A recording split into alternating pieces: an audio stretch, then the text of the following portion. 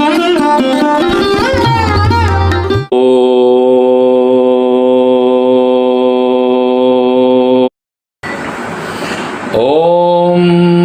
परब्रह्म स्वरूपांच वेदगर्भ जगन्मयी शरणे त्वामहं वन्दे दुर्गा दुर्गति नाशिनीं कामाख्यां कामदां श्यामां कामरूपां मनोरमां ईश्वरीं त्वामहं वन्दे दुर्गा दुर्गति नाशिनीं त्रिनेत्रां हास्य संयुक्ता सर्वालंकारभूषिता बीज्यां त्वामहं वन्दे दुर्गा दुर्गति नाशिनीं कालिके कृष्णरूपाय राधारूप शिवाय च सर्वक्लेश विनाशाय गोविंदाय नमो नमः।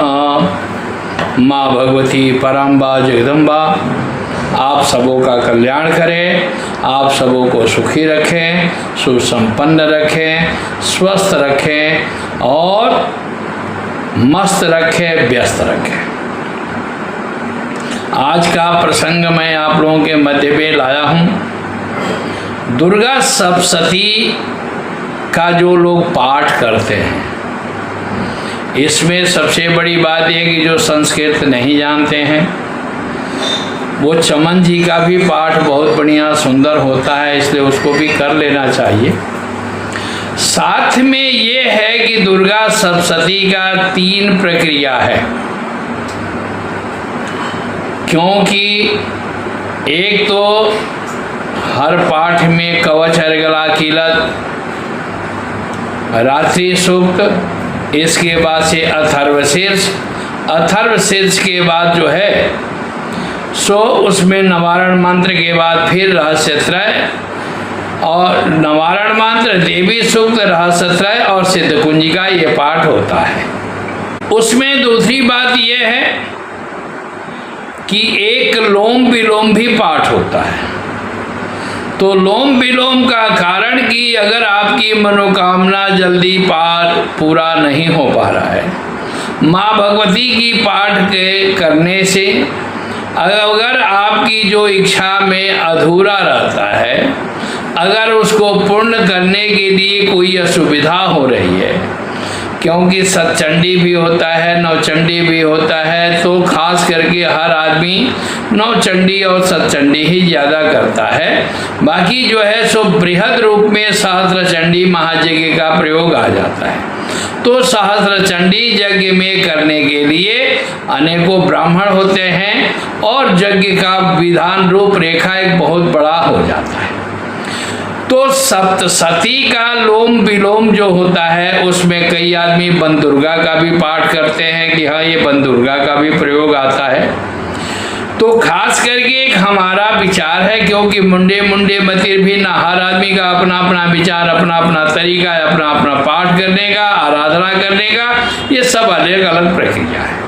तो जैसे ओम ऐं ह्रीं क्लीं चामुंडायै पीछे आता है, लेकिन सप्तशती के पाठ में पहले प्रथम अध्याय जो है सो क्लीं सरस्वती का बीज आता है वहीं।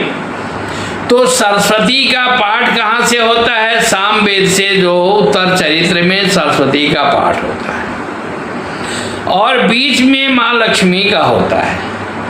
तो जो लक्ष्मी की आराधना करना चाहता है, लक्ष्मी के पास, अगर आपके पास लक्ष्मी नहीं रुक रही है, आपको लक्ष्मी चाहिए, तो मेरा एक अपना अनुभव है जो हमने अपने उम्र के हिसाब से, अपने गुरु के हिसाब से, गुरु का दिया हुआ जो है आशीर्वाद है, उससे पहले उत्तर चरित्र से पाठ प्रारंभ करें। उत्तर चरित्र से पाठ करके जब 13 अध्याय तक पहुंचते हैं, इसके बाद से फिर आप प्रथम अध्याय करें, इसके बाद से द्वितीय अध्याय के समाप्त, चौथे अध्याय के समाप्त में मध्यम चरित्र का पाठ विराम दें। आप कहेंगे कि ऐसा क्यों? इसलिए कि किसी घर में जब जाना होता है तो पहले सरस्वती जाती है। तो सरस्वती अगर जाती है तो आपके परिवार में सद्बुद्धि होती है, सत्मार्ग पर चलने की प्रेरणा होती है।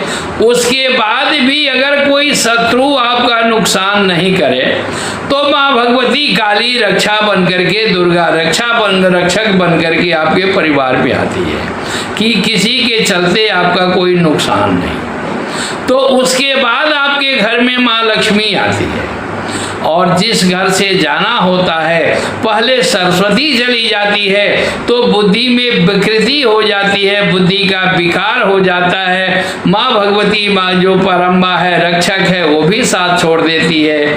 इसके बाद से लक्ष्मी को जाने में कहीं विलंब नहीं लगता है। इसीलिए देवी भागवत के कथनानुसार आपके जो है सो ब्रह्मा विष्णु महेश तीनों के लिए माँ भगवती का वर्णन है कि उनके नख में सभी तीनों त्रिलोक का दर्शन उन्होंने किया।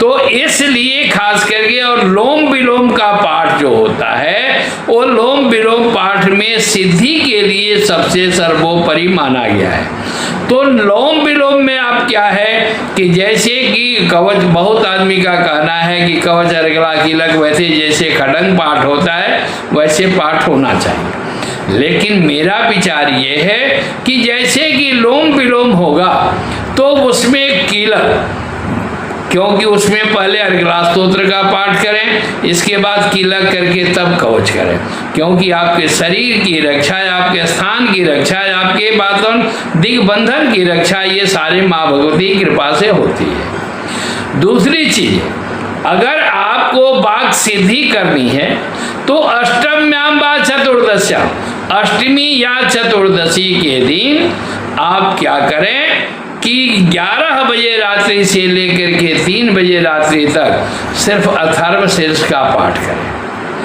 या अगर अष्टमी चतुर्दशी के दिन ग्रहण में अगर नाभि के बराबर जल में अगर खड़ा हो जाते हैं और उसमें माँ भगवती का नवारण मंत्र का जाप करते हैं तो भी आपके पास बहुत बड़ी सिद्धि की प्राप्ति होती है। माँ भगवती की कृपा आपके ऊपर बराबर रहती है।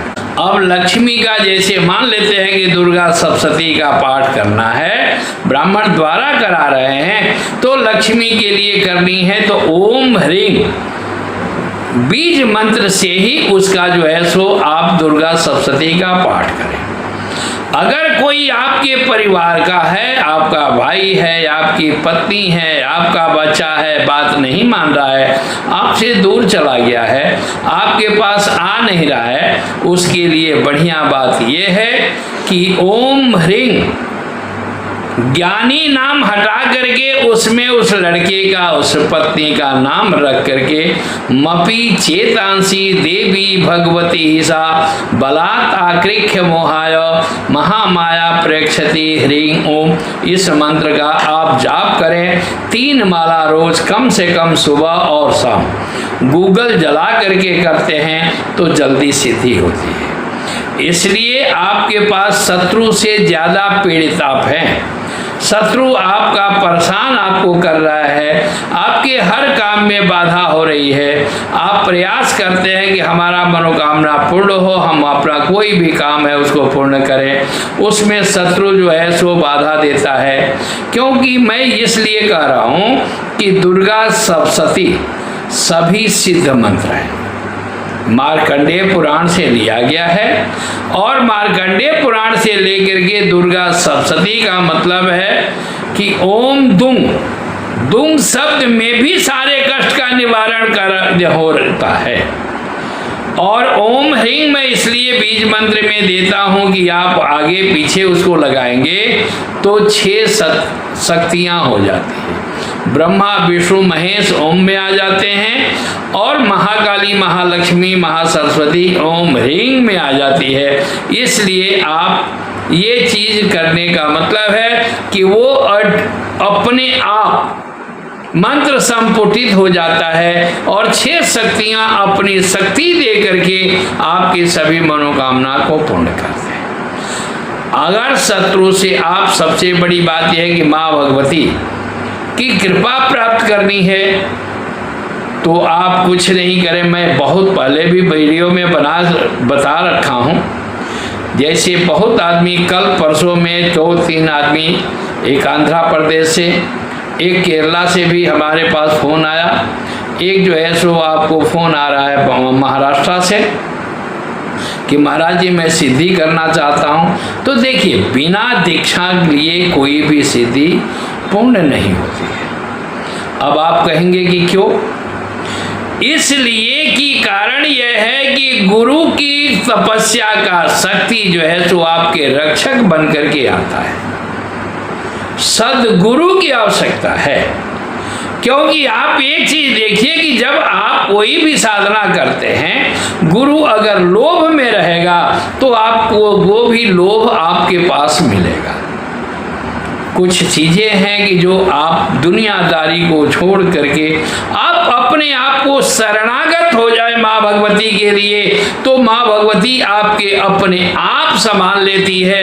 किस तरह से कि जैसे माता पिता बच्चे को संभाल लेते हैं, वैसे आपका इष्ट भी आपको संभालता है।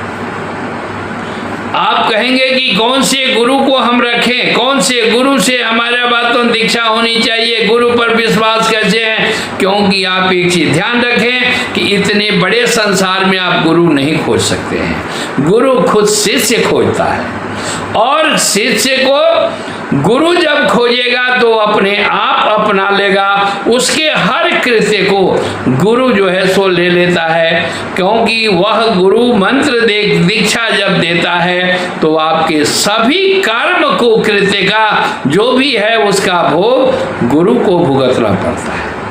तो आप ये है कि लोम विलोम वाला भी पाठ बहुत कम लोग इसको करते हैं, लेकिन यह आपके लिए माँ भगवती की इच्छा पूर्ण करने के लिए, आपकी मनोकामना पूर्ण के लिए सर्वोपरि ताकत है। आप इस पर भी प्रक्रिया कर सकते हैं। बाकी कहीं भी अगर आपको असुविधा लगता है आप हमसे संपर्क कर सकते हैं। जय माँ भगवती, जय माँ कामाख्या।